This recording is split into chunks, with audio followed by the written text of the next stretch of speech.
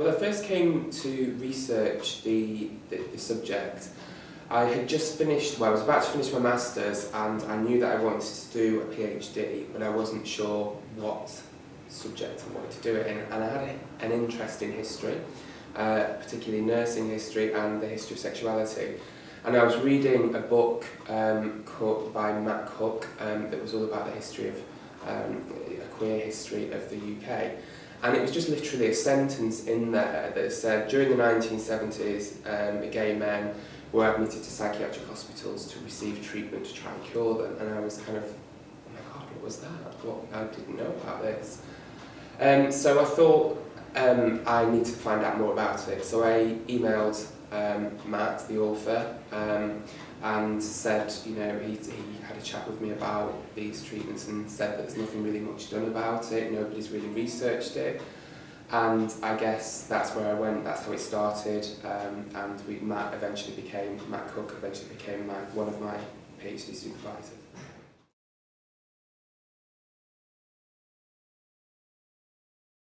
Well, when I started to look at this, the reason that I kind of specifically looked at nursing was when I started to research it, it was very obvious that the limited work that had been done around this was probably about 10 years old, and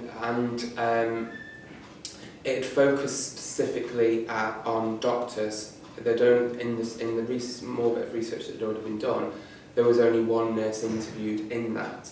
And obviously being a mental health nurse myself, I had a vested interest in that. And when I started to you know, read around what they did, I was kind of fascinated by how nurses, you know, almost justified administering these what were arguably brutal treatments. So essentially, because no one had looked at the nurses and I had an interest in the nurses' role, what motivated them to administer these treatments, that's why I chose to focus specifically on the nurses' perspective on these treatments.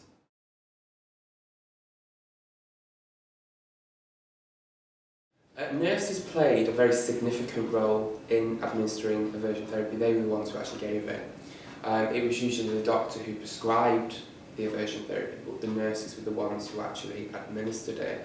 And there were two types of aversion therapy. There was electrical aversion therapy and there was chemical aversion therapy. And most people are aware of electrical aversion. When you say aversion therapy, they would imagine electrical aversion therapy. So the man would be sat on a wooden chair in front of a projector screen, and their feet, their hands or their calves would be attached to electrodes, and they would be shown pictures of men, naked men on the projector screen, and they would get electric shocks through their hands, through their feet, via these electrodes.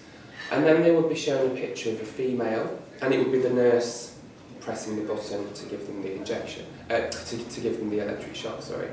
And then they would be shown a picture of a female, and they wouldn't receive an electric shock.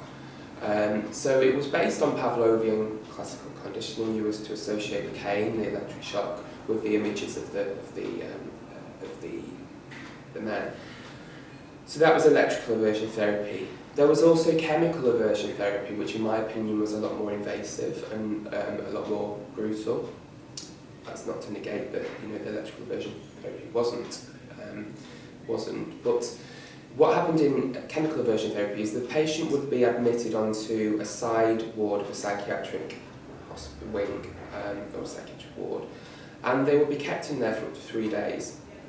And they would be asked to bring with them pictures of men, naked men, or the consultant psychiatrist would have chosen some, and they would be pasted all around the room, and there would be a strong light shining on them.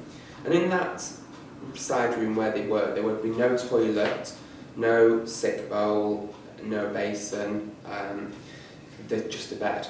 And every 2 hours it was the nurse's role to come in and give them an injection of apomorphine, which is a really powerful emetic, so it made them violently vomit. and they would usually be given that with a drink of alcohol, usually brandy, to exacerbate that nausea and vomiting. What they would also have in that room would be a tape recording constantly being played. The consultant psychiatrist is usually pre-recorded, which was saying pejorative terms, pejorative phrases such as "look at the mess you're in," because every 2 hours they were made to be sick. So after a couple of hours, let alone 3 days, you can imagine it's pretty grim. You were lying in your own elimination. So this tape recording that was constantly on loop would be saying things like, "look at the mess you're in. This is because you're perverted homosexual.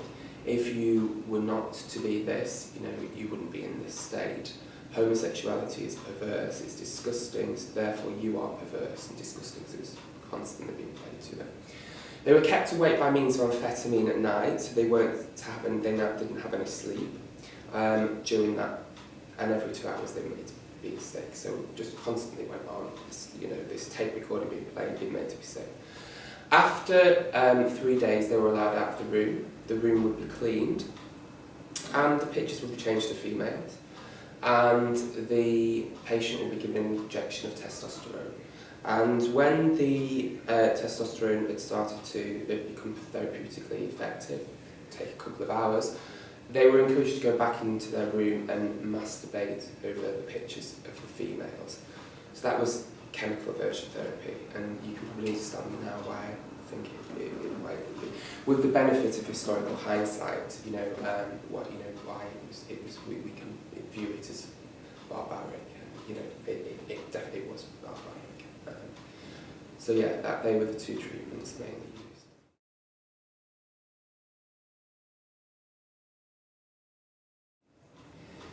The main thing I'd like nurses to take away from this research is to always question, probe, practice. Don't just do things because you're told to do them. Always look for, interventions that have got a sound evidence base, and always reflect on your own morals, and societal norms and context really, because even though society is perhaps saying that something's right or something's wrong, it doesn't. It's perhaps saying something's right or wrong. It doesn't necessarily mean that it is. So always thinking, being situationally aware and going, actually, what am I doing? Do I agree with this? Is this moral? Does this, fit with my moral compass? And if I'm told to do something from a senior person, a doctor, or I don't just do it. Is it the right thing to do?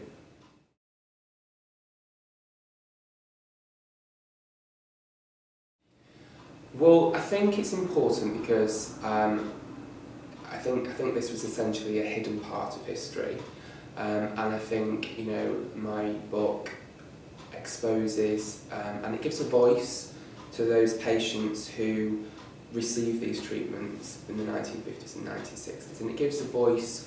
Their stories are finally being heard, and although it's very challenging, it's very challenging research, and it's sometimes quite a challenging read because their testimonies are quite macabre and quite descriptive of what happened to them. But I think it's important that those stories, I felt duty bound, to kind of make sure that their stories were told, and they kind of they reflected on afterwards, the majority of the patients, of how cathartic it kind of was. It was quite it was quite it's disturbing for some of them to talk about the treatments, but afterwards they kind of felt that it was almost quite cathartic, because they felt that that this history would finally be revealed.